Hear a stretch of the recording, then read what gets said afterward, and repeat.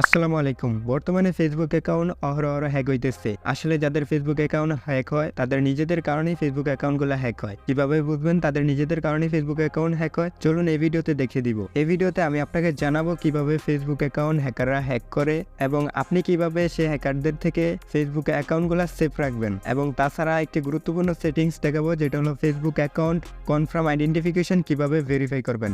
আসলে মূল টপিক হলো ফেসবুক অ্যাকাউন্ট কিভাবে কনফার্ম আইডেন্টিফিকেশন ভেরিফাই করবেন। চলুন প্রথমে জেনে নেই কিভাবে হ্যাকাররা ফেসবুক অ্যাকাউন্ট হ্যাক করে। আসলে বর্তমানে টেলিগ্রাম অনেক বোট রয়েছে যে বোটগুলা মিসইউজ করে হ্যাকাররা বিভিন্ন লিঙ্ক জেনারেট করে, যে লিঙ্কগুলোর মাধ্যমে বিভিন্ন মেসেঞ্জারে বিভিন্ন ইমেলে সেন্ড করে। সেই ইমেল বা মেসেজের মাধ্যমে যে লিঙ্কগুলো পাঠায় সেই জেনারেট করা লিঙ্কগুলোই আপনাকে পাঠায়। আর সেই জেনারেট করা লিঙ্কে যদি কেউ প্রবেশ করে সেই লিঙ্কে ট্যাপ করার সাথে সাথে ফেসবুক অ্যাকাউন্টের অ্যাক্সেস সেই টেলিগ্রাম বোটে চলে যায়, যার ফলে হ্যাকাররা সেই টেলিগ্রাম বোটের মাধ্যমে আপনার ফেসবুক অ্যাকাউন্ট লগ ইন করার অ্যাক্সেস পেয়ে যায়। আসলে ফেসবুক এতটা দুর্বল সিকিউরিটি নিয়ে চলে না যে কেউ অ্যাকাউন্টগুলো হ্যাক করে নিয়ে যাবে। হ্যাকাররা বিভিন্ন টেলিগ্রাম বোট ইউজ করে লিঙ্ক জেনারেট করার মাধ্যমে আপনার অ্যাকাউন্ট কৌশলে অ্যাক্সেস করে নিয়ে যায়। এখন চলুন কিভাবে আপনি সেই হ্যাকারদের থেকে আপনার অ্যাকাউন্টটিকে সেফ রাখবেন। ফার্স্ট অফ অল, যে কোনো জানা অজানা লিঙ্কে ক্লিক করবেন না।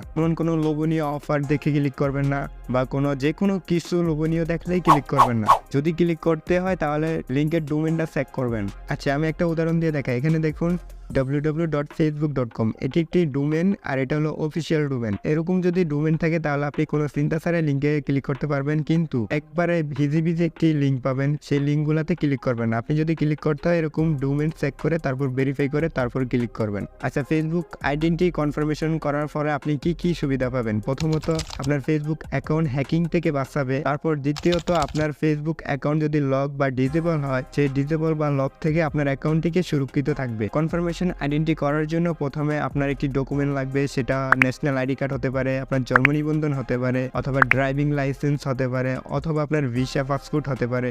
চলুন দেখে দিই আপনার অ্যাকাউন্টের আইডেন্টি কিভাবে কনফার্ম করবেন। ওকে, প্রথমে আপনার অফিসিয়াল অ্যাপটি ওপেন করতে হবে, তারপর আপনার অ্যাকাউন্টে লগ ইন থাকতে হবে, তারপর 3 লাইন আছে, 3 লাইনে ট্যাপ করে দিবেন, তারপর চলে যাবেন সেটিংস অ্যান্ড প্রাইভেসিতে, সেটিংসে ট্যাপ করবেন। তারপর এখানে প্রথমে দেখুন see more in account centre, এখানে ট্যাপ করে দিবেন। নিচে আসবেন, আসার পর এখানে দেখুন পার্সোনাল ডিটেলস, এখানে ট্যাপ করে দিবেন। এখানে দেখুন আইডেন্টি কনফার্মেশন, এখানে ট্যাপ করে দিবেন।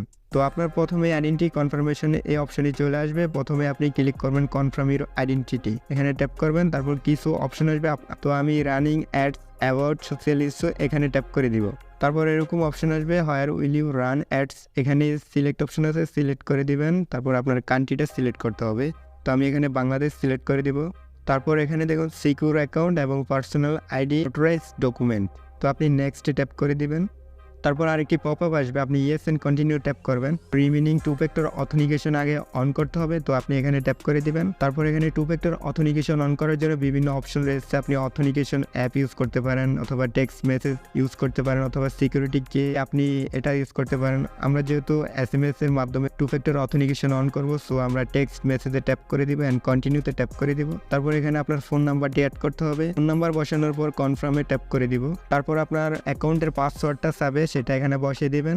ওকে, আপনার ফেসবুক অ্যাকাউন্টের পাসওয়ার্ড দেওয়ার পর আপনি যে নাম্বারটি ইউজ করছেন সেই নাম্বারে একটি কোড যাবে, কোডটি এখানে বসিয়ে দিলে আপনার 2 স্টেপ ভেরিফিকেশন অন হয়ে যাবে। যদি আগের থেকে অন হয়ে যায় তাহলে এখানে কমপ্লিট দেখাবে 2 স্টেপ ভেরিফিকেশন অথেন্টিকেশন। ওকে, তারপর আপনার পার্সোনাল আইডি এখানে সাবমিট করতে হবে। তো আরেকটি নক দিয়ে রাখি, আপনি যে ডকুমেন্টটি আপলোড করবেন সেই ডকুমেন্টের যে নামটি রয়েছে সেম নাম আপনার ফেসবুক অ্যাকাউন্টে রাখতে হবে, এবং যে জন্ম তারিখটি রয়েছে সেম জন্ম তারিখ আপনার অ্যাকাউন্টে থাকতে হবে, নয়তো কিন্তু ডকুমেন্ট অ্যাপ্রুভ করবে না। তো ফার্স্ট অফ অল আপনি পার্সোনাল আইডি এখানে ট্যাপ করে দিবেন। ট্যাপ করার পর আপলোড ইউর আইডি এখানে ট্যাপ করে নেক্সটে ট্যাপ করে দিবেন। ওকে, এখানে দেখুন কি ডকুমেন্টের মাধ্যমে আপনি আইডেন্টিটি কনফার্মেশন করতে পারবেন। প্রথমে passport, driving licence, national ID card, marriage certificate, voter ID, family certificate, visa সহ সকল ডকুমেন্ট আপলোড করে এখানে আপনার আইডেন্টিটি কনফার্মেশন করতে পারবেন। তো আমরা যেহেতু ন্যাশনাল আইডি কার্ড দিয়ে কনফার্মেশন করবো, তো আমি ন্যাশনাল আইডিটি সাবমিট করব। তো ন্যাশনাল আইডিতে ট্যাপ করে আপনি নেক্সটে ট্যাপ করে দিবেন, তো গেট স্টার্টে ট্যাপ করে দিবেন।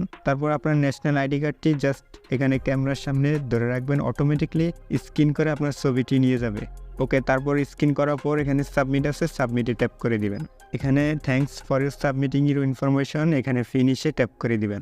তারপর আমি যদি ব্যাক বাটন ট্যাপ করি, তাহলে যদি আবার কনফার্ম আইডেন্টিফিকেশন এখানে ট্যাপ করি, তাহলে এখানে দেখুন ইন প্রোগ্রেস, এখানে ট্যাপ করলে আপনার যে ন্যাশনাল আইডেন্টি সাবমিট করছেন সেটা এখানে ইন প্রসেসিং দেখাবে। যদি ডকুমেন্টটি সঠিক হয় তাহলে অ্যাপ্রুভার পাবেন। এতে আপনার ফেসবুক অ্যাকাউন্টটি সিকিউর থাকবে। বেশি কিছু বলবো না। যদি ভিডিওটি ভালো লেগে থাকে তাহলে চ্যানেলটি সাবস্ক্রাইব করে ভিডিওটি আপনার বন্ধুদের সাথে শেয়ার করে দিবেন।